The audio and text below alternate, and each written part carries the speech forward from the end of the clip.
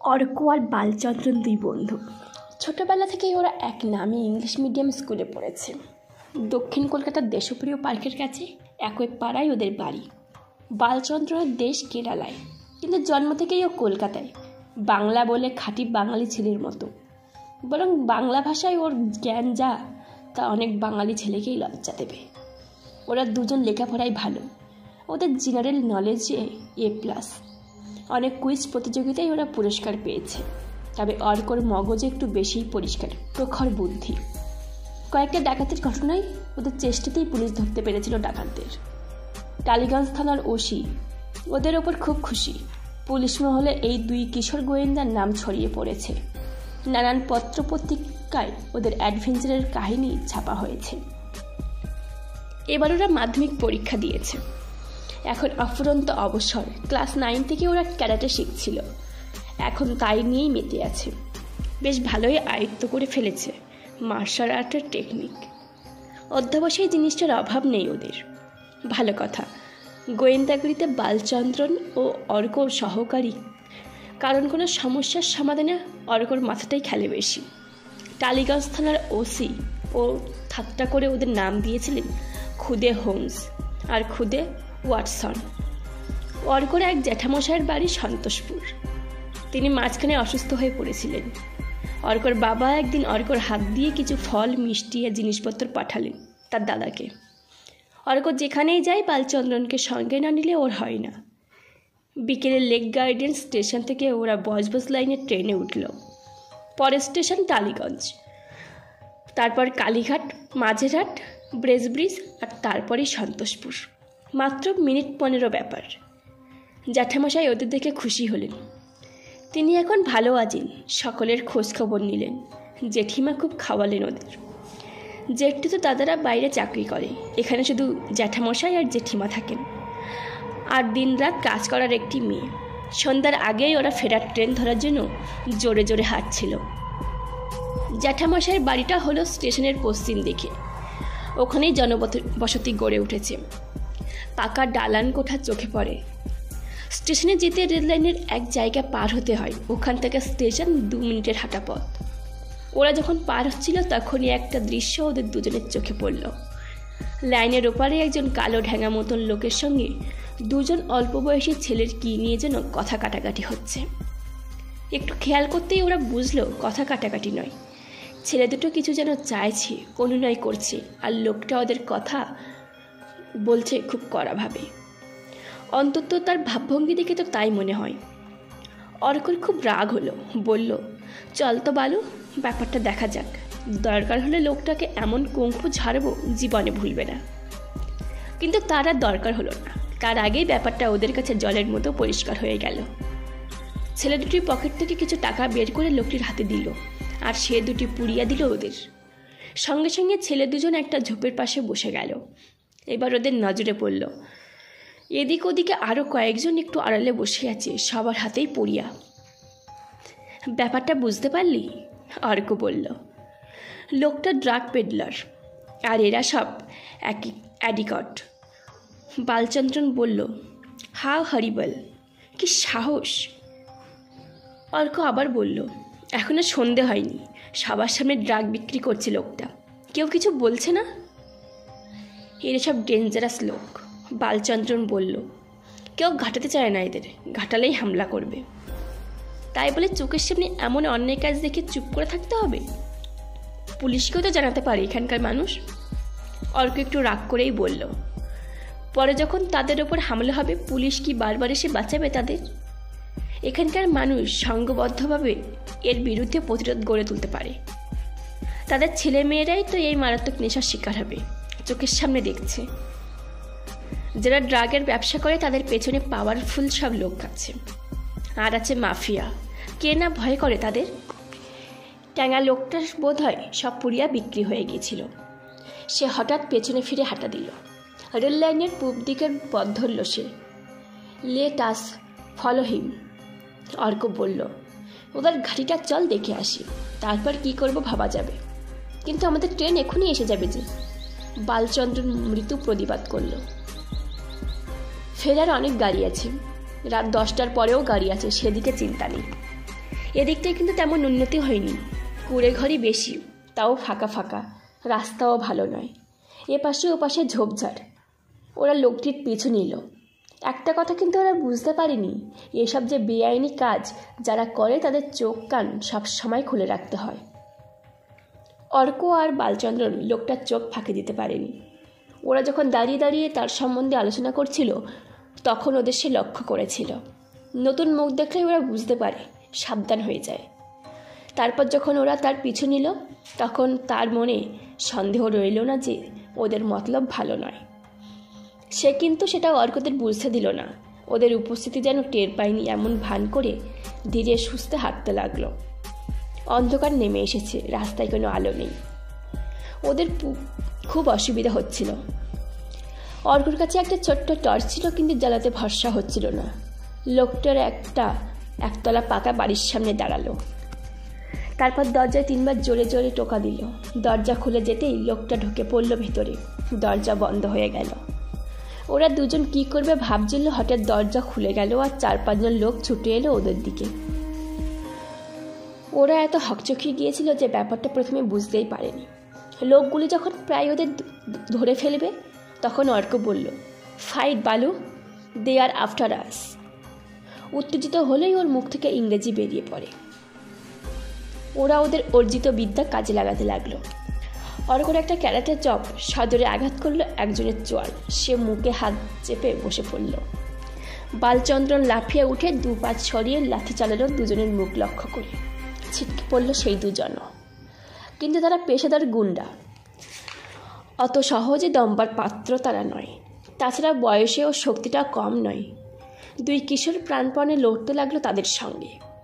বালচন্দ্রনকে একসময় কাবু করে ফেলল 3 জন গুন্ডা।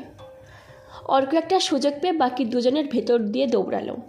পেছন পেছন গুন্ডা 2 জন ছুটে আসছিল, কিন্তু অর্ক তাদের নাগালের বাইরে চলে গেল। তারপর সোজা পথ ছেড়ে বাঁ পাশে একটা মাঠের ভেতর দিয়ে ছুটল। অন্ধকার চারিদিকে ঝোপঝাড়, কয়েকবারও হুমড়ি খেয়ে পড়ল। গা হাত পা ঝরে গেল। ওদের একজনের ঘুষিতে ওর ঠোঁটের উপরটা ফুলে গিয়েছে, মাথায়ও চোট লেগেছে। একটা গাছের তলায় এসে সে হাঁপাতে লাগলো। কয়েক মিনিট পরে ও ধাতস্থ হলো। ওর এখন একমাত্র চিন্তা বালচন্দ্রনকে উদ্ধার করতে হবে। এখানে কাউকেও চেনে না, কোথায় এসে পড়েছে তাও জানে না। আশেপাশে কোনো আলো চোখে পড়ছে না, তার মানে এদিকে বাড়িঘর নেই। হঠাৎ কিছু দূরে আলোর ঝলক চোখে পড়ল ওর। একটু চেষ্টা করেই ও বুঝতে পারল কেউ শক্তিশালী টর্চ ছড়াচ্ছে রাস্তায়। আলো মাঠেও এসে পড়ল। ও তাড়াতাড়ি গাছের আড়ালে লুকিয়ে পড়ল। ওকে খুঁজতে বেরিয়েছে গুন্ডারা। অর্ক তীক্ষ্ণ বুদ্ধি সাবধান করে দিল ওকে। ও খুব দুশ্চিন্তায় পড়ল। বালচন্দ্রনকে উদ্ধার করতেই হবে, সাহায্যের দরকার তার জন্য। ওর একার পক্ষে সম্ভব নয়, কিন্তু এদিকে জনবসতি চোখে পড়ছে না, কার কাছে সাহায্য চাইবে? রেডিয়াম ঘড়িতে ও দেখলো প্রায় 8টা বাজে। ওর একমাত্র উপায় হলো যে পথ দিয়ে এসেছিল সেই পথেই ফিরে যাওয়া। তারপর একবার জেঠামশাই বাড়িতে পৌঁছতে পারলে আর চিন্তা নেই। সাহায্যের অভাব হবে না, এখানকার পুলিশের সাহায্যও পাওয়া যাবে। কিন্তু ওই পথ দিয়ে ফেরা নিরাপদ নয়, ওরা হয়তো পথের ওপর নজর রেখেছে। অর্ক উঠে দাঁড়ালো। আর সময় নষ্ট করে লাভ নেই। ও মাঠটা পার হওয়ার জন্য হাঁটা দিল। মাঠের ওপাশে হয়তো লোকজন থাকতে পারে। মাঠটা কম বড় নয়। মাঠ পেরিয়েই ওর মন খুশিতে ভরে উঠল। একটা রাস্তা পাওয়া গেছে। সেই রাস্তা ধরে ও পশ্চিম দিকে হাঁটা দিল, জ্যাঠামশাইয়ের বাড়ির স্টেশনের পশ্চিম দিকে। কিছুটা যেতেই আসার আলো ঝিলিক খেলে গেল ওর মনে। একটু দূরে একটা দোতলা বাড়ি চোখে পড়ছে, আলো জ্বলছে। ও জোরে হাঁটা দিল। কাছে এসে অর্ক বুঝতে পারল বেশ বড় বাড়ি। এ বাড়ির যিনি মালিক তিনি রীতিমতো ধনী না হয়ে যান না। নতুন রং করা হয়েছে বাড়িতে। গেটের সামনে একটা গাড়ি দাঁড়িয়ে আছে। অর্ক গেটের কাছে পৌঁছে গেল। এমন বাড়ির যিনি মালিক তিনি নিশ্চয়ই প্রতিপত্তিশালী, তাকে সব খুলে বলবে ও। গেট খুলে ও ভেতরে ঢুকতে যাবে এমন সময় সদর দরজা খুলে গেল। কথা বলতে বলতে 2 জন লোক বেরিয়ে এলো ঘর থেকে। বারান্দার ঠিক মাঝখানে ওপরে একটা কাচের বড় ডোমের ভেতরে আলো জ্বলছে। অর্ক কিছু না ভেবেই একপাশে সরে দাঁড়ালো। একজন ফর্সা গোলকাল চেহারা, গায়ে আদির পাঞ্জাবি, পরনে সিল্কের পাজামা, পায়ে দামি চটি। ইনিই বোধহয় বাড়ির মালিক। তারপরই চমকে উঠল অর্ক। দ্বিতীয়জন আর কেউ নয়, সেই টাঙা লোকটা। ও তাড়াতাড়ি অন্ধকারে লুকিয়ে পড়ল। কথা বলতে বলতে ওরা গেটের কাছে এগিয়ে এলো। ফর্সা ভদ্রলোক বললেন, দুধের দুটো বাচ্চা তোদের ঘোল খাইয়ে দিল, ভাবতেও আমার অবাক লাগছে। এই নিয়ে তোরা কারবার চালাবি? ওই ছেলেটাকে পালাতে দেওয়া তোদের উচিত হয়নি, সে আবার থানা পুলিশ না করে। রাতটা কাটলেই আমরা সব সরিয়ে ফেলব, ঠ্যাঙা লোকটি বলল। আর ওই ছেলে দুটো এদিকে নয়, যাকে ধরেছি সে বলেছে ওরা কলকাতা থেকে এসেছিল, ওর বন্ধুর আত্মীয়ের বাড়ি। কে সেই আত্মীয়? সেই ভদ্রলোকটি জিজ্ঞেস করলেন সে ঠ্যাঙা লোকটিকে। তাও ওই ছেলেটি বলতে পারল না। ও আবার মাদ্রাজি, বন্ধুর সঙ্গে এসেছিল, এদিকের কিচ্ছু জানে না, কাউকে চেনেও না। তাই একদিক দিয়ে ভালো। হ্যাঁ, বাড়িটা কাল রাত কাটলেই খালি করে দিবি। এখন কিছুদিন গা ঢাকা দিয়ে থাক, সব মাল সরিয়ে ফেলা চাই। আর ওই ছেলেটার গলা কেটে রেল লাইনের ধারে ফেলে রাখবি, যেন মনে হয় রেলে কাটা পড়েছে। অর্ক শিউরে ওঠে। কেমন অবলীলাক্রমে হুকুম দিলেন ভদ্রলোক। এর কাছেই ও সাহায্যের জন্য যাচ্ছিল, একেবারে গলা কাটব। ঠ্যাঙা লোকটি বলল, হ্যাঁ, যারা আমাদের পিছু নেয় তাদের এমন শিক্ষাই দরকার। অবশ্য ছেলেটা পালিয়ে গেল বলে দুঃখ হচ্ছে। তোদের ভয় নেই, পুলিশ ব্যাপারটা আমি সামলাবো। তা জানি স্যার, আপনাকে পুলিশ কম ভয় করে? সেবার যা হেনস্থা করেছিলেন তাদের। তবে আমি চলি। হ্যাঁ, যা বললাম ভুলচুক যেন না হয়। আমি দেখছি ওই ছেলেটার খোঁজ পাওয়া যায় কিনা। যাবে আর কোথায়, এর তল্লাটেই আছে। ভদ্রলোক ঘরে ঢুকে সদর দরজা বন্ধ করে দিলেন। অর্কর মাথায় যেন বাজ পড়ল। বালচন্দ্রনকে ওরা মেরে ফেলবে? এখনই ওকে উদ্ধার করা দরকার। পুলিশের সাহায্য পেতে কত সময় লাগবে কে জানে। হয়তো আজ রাতে নয়, সেটা বড় দেরি হয়ে যাবে। ও আর কিছু ভাবতে পারল না। ঠ্যাঙা লোকটার পিছু নিল। নিজের প্রাণ দিয়ে হলেও বালচন্দ্রনকে সে উদ্ধার করার চেষ্টা ওকেই করতে হবে। যদি মরতে হয় দুজনেই মরবে। অন্ধকারে লোকটার অনুসরণ করতে খুব অসুবিধা হচ্ছিল, তবে লোকটা মাঝে মাঝে টর্চ জ্বালাচ্ছিল, তাই রক্ষে। লোকটা বাড়ির সদর দরজায় ঠক ঠক ঠক করে 3 বার করাঘাত করতেই দরজা খুলে গেল। অর্ক বেশ কিছুক্ষণ অপেক্ষা করলো, তারপর বাড়িটার চারধারে ঘুরে ফিরে দেখতে লাগলো। বাড়িতে 4-5 জনের বেশি লোক নেই বলেই ধারণা হলো ওর। বালচন্দ্রনকে কোনো ঘরে বন্দি করে রাখা হয়েছে, যদি জানতে পারতো খুব সুবিধে হতো। ওরা কি সত্যিই বালুকে মেরে ফেলবে? অর্কর সমস্ত শরীর কেঁপে উঠল। ওরা নিশ্চয়ই এত তাড়াতাড়ি কিছু করবে না, যা করার ভোর রাতের দিকে। তাই যেন হয় ভগবান, যা করার ভোর রাতের দিকে হোক। তার মধ্যে যা হোক কিছু একটাও করবে। কিছু না পারলে স্টেশনে গিয়ে ওখানকার লোকজনের কাছে সব খুলে বলবে। জ্যাঠামশাইয়ের বাড়ি যেতে গেলে দেরি হয়ে যাবে। ও ঘুরে ঘুরে দেখছিল, একতলা বাড়ি, ঘর বেশি নয়, চারপাশে কাটা তারের বেড়া। রাত 10টা বাজলো। মনে হয় সবাই শুয়ে পড়েছে। বাড়ির ভিতর থেকে কোনো সারা শব্দ আসছে না। ও পকেট থেকে কয়েকটা জিনিস বের করলো। আজকাল ও আর বালচন্দ্রন যখনই কোথাও যায় কিছু টুকিটাকি জিনিস সঙ্গে রাখে। ওরা বলে এমার্জেন্সি কিট, বিপদে পড়লে কাজে লাগবে। এমনকি জুতোর শুকতলার নিচে একটা উখা রাখার পর্যন্ত ব্যবস্থা আছে। সব ঘরের জানালা খোলা, শুধু 2টি ঘর ছাড়া। অর্ক দৃঢ় বিশ্বাস হলো এই 2টো ঘরের একটাতেই রাখা হয়েছে বালচন্দ্রনকে। এই গরমে বিশেষ কারণ না থাকলে কেউ জানালা বন্ধ করে রাখে না। যে ঘর দুটির জানালা বন্ধ সে দুটোর পেছনের দিকে, তবে পাশাপাশি নয়, মুখোমুখি, মাঝখানে বারান্দা। অর্ক আরও কিছুক্ষণ অপেক্ষা করল। মনে হয় সবাই শুয়ে পড়েছে। কোনো শব্দ আসছে না, কোনো আলোও জ্বলছে না। আসলে বালচন্দ্রনকে একটা ঘরে হাত মুখ বেঁধে ফেলে রেখেছিল ঠ্যাঙারা। ভোর রাতে অনেক কাজ আছে বলে তাড়াতাড়ি খাওয়া দাওয়া সেরে শুয়ে পড়েছিল। বালচন্দ্রনকে কিছু খেতে দেয়নি। নিজেদের উপর ওদের এত বেশি আস্থা ছিল যে অর্ক সেই রাতেই লোকজন জোগাড় করে ফিরে আসতে পারে, এটা তারা বিশ্বাস করতে পারেনি।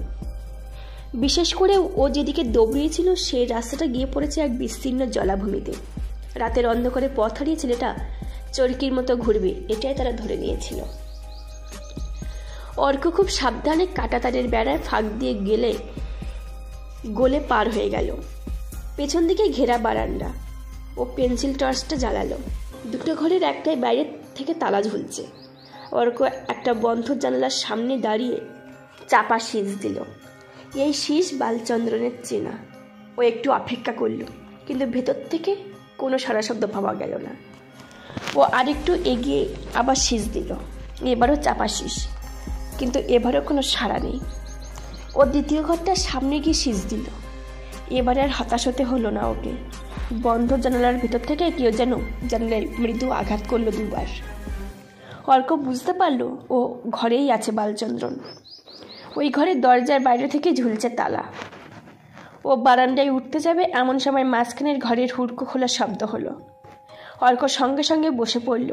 যে লোকটা বেরিয়েছিল সে এসে বালচন্দ্রন যে ঘরে আছে তার সামনে দাঁড়ালো। দরজার তালাটা টেনে একবার দেখে নিল, তারপর আবার ঘরে ফিরে দরজা বন্ধ করে দিল। অর্কর বুকের ভিতর যেন ইঞ্জিন চলছে। একটুর জন্য ও বেঁচে গেছে। আরও কয়েক মিনিট অপেক্ষা করলো, তারপর বারান্দায় উঠে ওই দরজার সামনে দাঁড়ালো। ওর হাতে একটা বিশেষ ধরনের চাবি। একজন চাবিওয়ালাকে ডেকে এটা ও বানিয়েছিল, যা দিয়ে সাধারণ থেকে যে কোনো তালা খোলা যায়। চাবিওয়ালা হেসে বলেছিল, এটা দিয়ে কি করবেন দাদাবাবু? অর্ক মুচকি হেসে জবাব দিয়েছিল, ব্যাংক লুট করব। চাবিটা কি হলে ঢুকিয়ে ও আস্তে আস্তে মোচড় দিতে লাগলো। খুট করে একটা শব্দ হলো, তালা খুলে গেল। ও ঘরে ঢুকে পেন্সিল টর্চটা জ্বালালো। বালচন্দ্রের হাত মুখ বাঁধা। পকেট থেকে ও 1 আঙুল সমান একটা ছুরি বের করলো, 2 ফলা ছুরি। ওটা দিয়ে ও বালচন্দ্রনের হাতের বাঁধন কাটলো, তারপর মুখের বাঁধন খুলে দিল। পা টিপে টিপে ওরা বেরিয়ে এলো। তালাটা দরজার কড়ায় ঝুলিয়ে রেখে বারান্দা দিয়ে নেমে এলো ওরা। কাঁটাতারের বেড়া পেরিয়ে ওরা ছুটল স্টেশনের দিকে। রেল লাইন পার হয়ে জেঠামশাইয়ের বাড়ির দিকেই চলল অর্ক। রাত প্রায় 11টা বাজে। বাড়ির কাছাকাছি আসছে 2টো কুকুর তারস্বরে ঘেউ ঘেউ করতে লাগলো। সেটাই বোধহয় জ্যাঠামশাইয়ের ঘুম ভাঙার কারণ। তিনি জানালা দিয়ে তাকিয়ে দেখেন গেটের কাছে 2টি ছায়ামূর্তি। চোর মনে করে তিনি চেঁচিয়ে উঠলেন, জ্যাঠামশাই, আমি অর্ক। অর্ক চেঁচিয়ে বলে উঠল তার জ্যাঠামশাইয়ের উদ্দেশ্যে, অর্ক? জ্যাঠামশাই বেশ অবাক হলেন। ভাবলেন বোধহয় বাড়ির কোনো খারাপ খবর নিয়ে এসেছে ছেলেটা। তাড়াতাড়ি উঠে দরজা খুললেন। ওটা ভেতরে আসতেই বললেন, কি ব্যাপার? জেঠিমাও উঠে এসেছেন তার মধ্যে। অর্ক সমস্ত ঘটনা খুলে বলল। সব শুনে জ্যাঠামশাই বললেন, সর্বনাশ, তোরা আবার এই ঝামেলায় কেন জড়াতে গেলি? এখানে যে এসব বিক্রি হয় তা সবাই জানে। এরা সাংঘাতিক লোক, ভয়ে সবাই চুপ করে থাকে, কিন্তু পুলিশ কিছু করে না কেন? অর্ক বলল, সবাই যদি জানে তবে পুলিশও নিশ্চয়ই জানে। পুলিশ মাঝে মাঝে আসে আর 2-4 জনকে ধরে নিয়ে যায়। তারা চুনোপুটি, 2-4 বছর জেল খাটে। তাদের জায়গায় আবার অন্য লোক আসে। আসলে এই ব্যবসার পেছনে হোমনা চোমরা কেউ আছে। তাকে যতদিন পুলিশ ধরতে না পারছে ততদিন এটা বন্ধ হবে না। অর্ক দোতলা বাড়ির সেই ভদ্রলোকের কথা বলল। নতুন রং করা দোতলা বাড়ি, একটা গাড়িও আছে। ভদ্রলোকের চেহারার বর্ণনা আর বাড়ি গাড়ির কথা শুনে জ্যাঠামশাই বললেন, সে কি, উনি তো কেষ্টে ঘোষ, এখানকার সবচেয়ে নামী মানুষ। এই অঞ্চলের যত বারোয়ারি পূজা, সভা সমিতি, অনুষ্ঠান সব কিছুই হয় উনি সভাপতি, নয় প্রধান অতিথি। তুই ভুল করছিস। না জ্যাঠামশাই, ভুল করলে আমি ওর গাড়ি বাড়ি আর চেহারার কথা জানবো কেমন করে? এখন বুঝতে পারছি উনি আসলে ড্রাগ মার্চেন্ট। ওটাই ওর আসল পরিচয়, বাকিটা বাইরের খোলস। কিন্তু তোরা এখন কি করবি? জ্যাঠামশাই জিজ্ঞেস করলেন তাদের 2 জনকে। এখান থেকে থানা কত দূর? আমরা সেখানে গিয়ে সব বলবো। আমার বন্ধুকে ওরা খুন করার মতলব পড়েছিল। তোমাদের ওই কেষ্ট ঘোষই সেই হুকুম দিয়েছিল। উনি এখানকার খুব প্রতিপত্তিশালী মানুষ। জেঠামশাই বললেন, আবার পার্টিও করেন। লোকজন কম নেই পেছনে। এই তো গত মাসে দলবল নিয়ে থানা ঘেরাও করেছিলেন। তাই বলে অমন একটা মানুষ আইনের তোয়াক্কা করবে না? ড্রাগের নেশা ধরিয়ে অল্প বয়সী ছেলেদের মৃত্যুর মুখে ঠেলে দিচ্ছে। ওর লোকটা তো সত্যিকারের খুনি। তুই বুঝতে পারছিস না? জ্যাঠামশাই অসহায় কণ্ঠে বললেন, আমাদের এখানেই থাকতে হবে। এই ভীমরুলের চাকে ঘা পড়লে আমাদের এখানে বাস করা মুশকিল হয়ে পড়বে। কেষ্ট ঘোষ জানতে পারলে আমাদের ছেড়ে কথা বলবে না।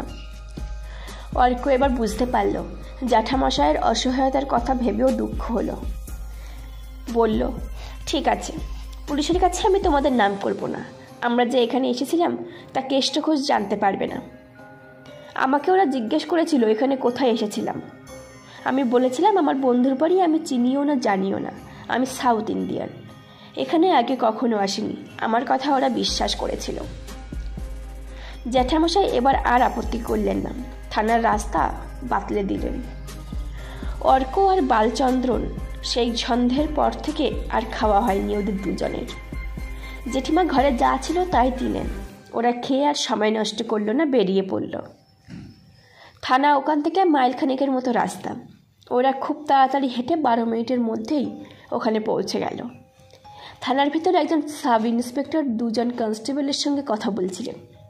বাইরে অবশ্যই আরও 2-3 জন সশস্ত্র কনস্টেবল ঘোরাফেরা করছিল।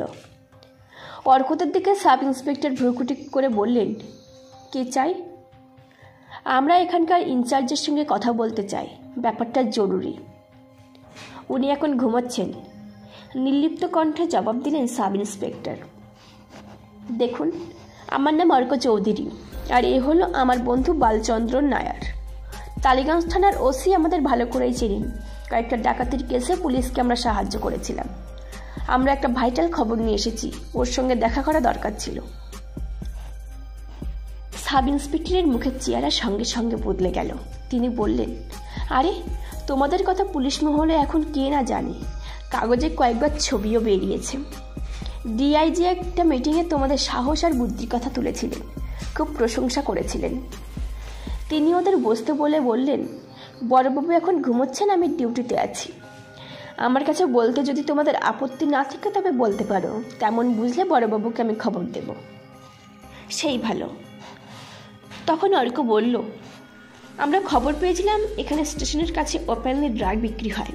কলকাতা থেকে অল্প বয়সী ছেলেরা এই নেশার জন্য পাগলের মতো এখানে ছুটে আসে। কথাটা আমাদের বিশ্বাস হয়নি, তাই আমরা আজ বিকালে এখানে এসেছিলাম। স্টেশনের দিকে প্ল্যাটফর্ম ছাড়িয়ে লাইনের ওপরে সত্যিই একজনকে পুড়িয়া বিক্রি করতে দেখে আমরা তাকে ফলো করেছিলাম। তারপর যা যা ঘটেছিল ও সব খুলে বলল। ওর কাহিনী শেষ হলে সাব ইন্সপেক্টর বললেন, খুব বেঁচে গেছে তোমরা, এরা সত্যিই ডেঞ্জারাস। তোমার বন্ধুকে খুন করে রেল লাইনের ধারে ফেলে রাখতো, যাতে সবাই মনে করে লাইন পেরোতে গিয়ে কাটা পড়েছে। একটু থেমে তিনি বললেন, 2 তলা বাড়ি, একটা সাদা গাড়ি আছে। ভদ্রলোকের চেহারা যা বললেন নির্ঘাত কেষ্টঘোষ না হয়ে যায় না। উনি আবার পার্টি করেন, চেলা চামুন্ডা কম নয়। গত মাসে এখানে একটা খুন হয়েছিল।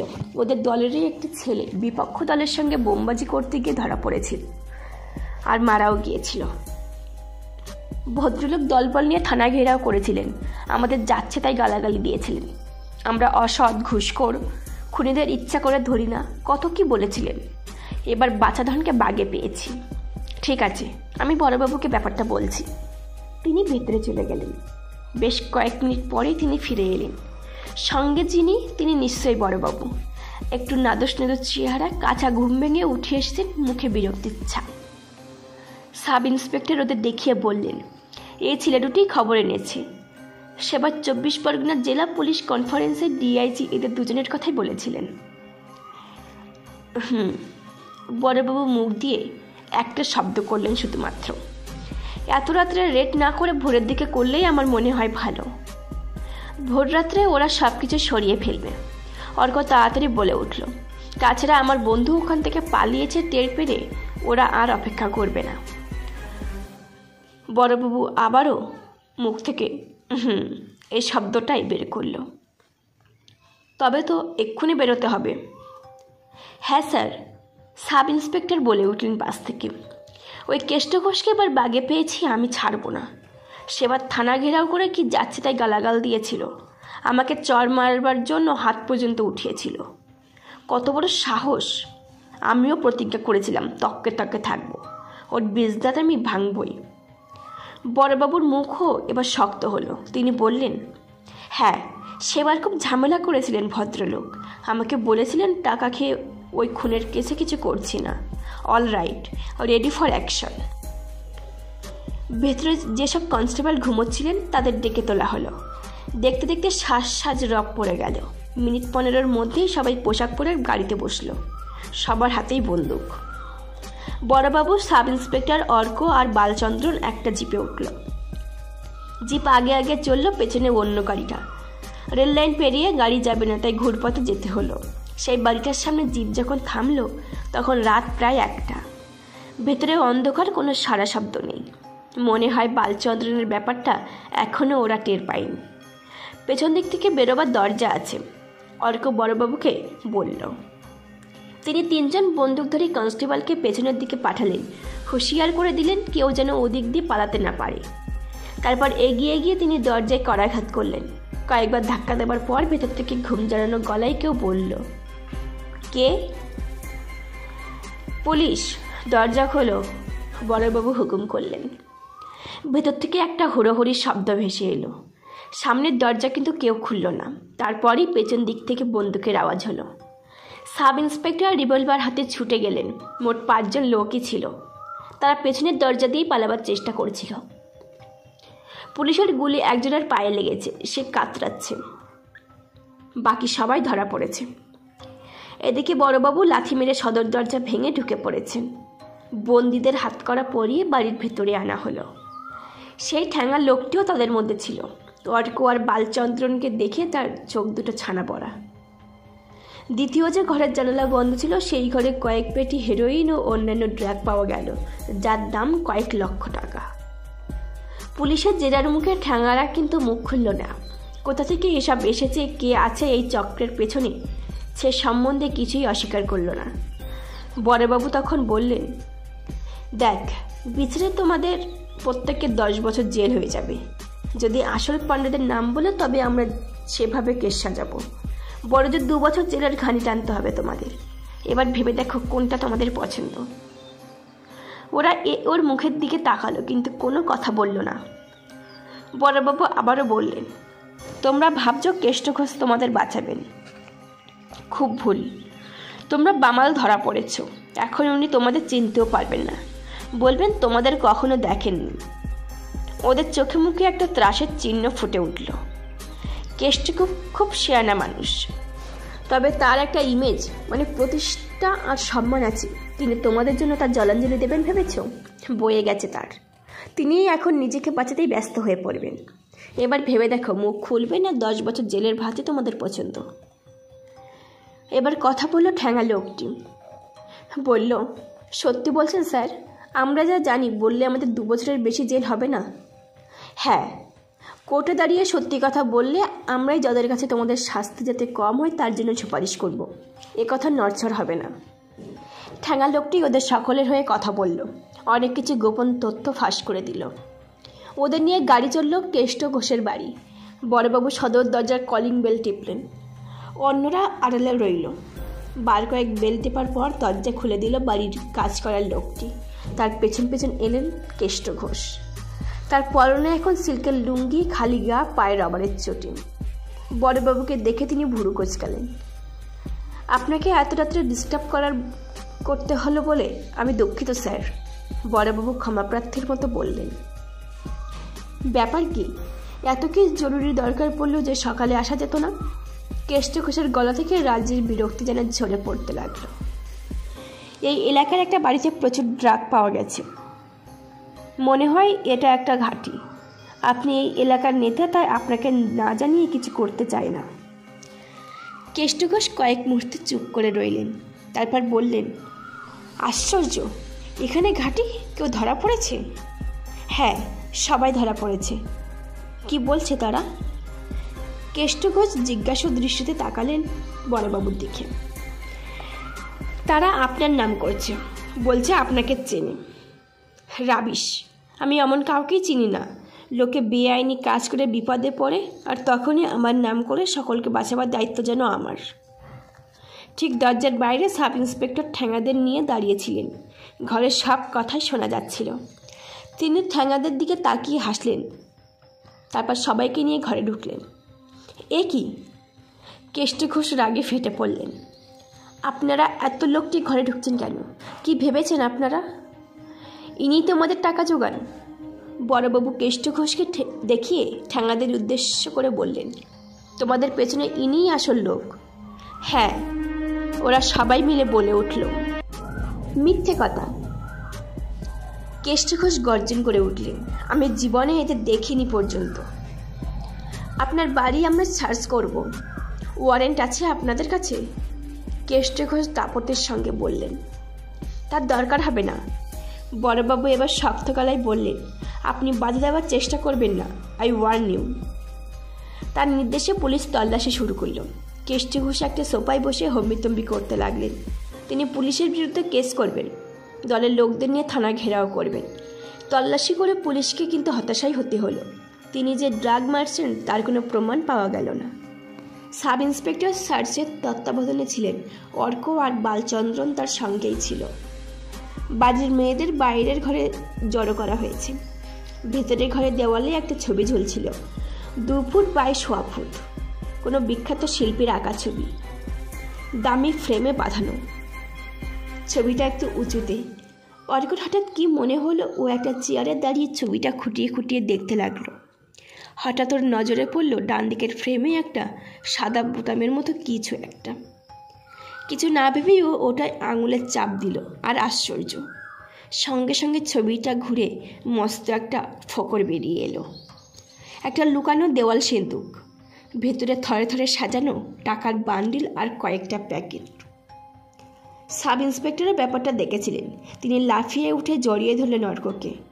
বললেন, তোমার সম্বন্ধে এত কথা শুনেছি, তা যে মিথ্যা নয়, আজ নিজের চোখে সেটা দেখলাম। You are really a genius. 100 টাকা সব নোটের বান্ডিল, এক এক বান্ডিলে 10,000 করে টাকা, এমন 50টা বান্ডিল, 5টা প্যাকেটেও হোয়াইট পাউডার। বসবার ঘরে ওগুলো আনা হতেই কেষ্ট ঘোষের মুখ চুপসে গেল। সাব ইন্সপেক্টর তার সামনে দাঁড়িয়ে বললেন, এই টাকার খবর পেলে ইনকাম ট্যাক্স অফিসাররা খুশি হবেন।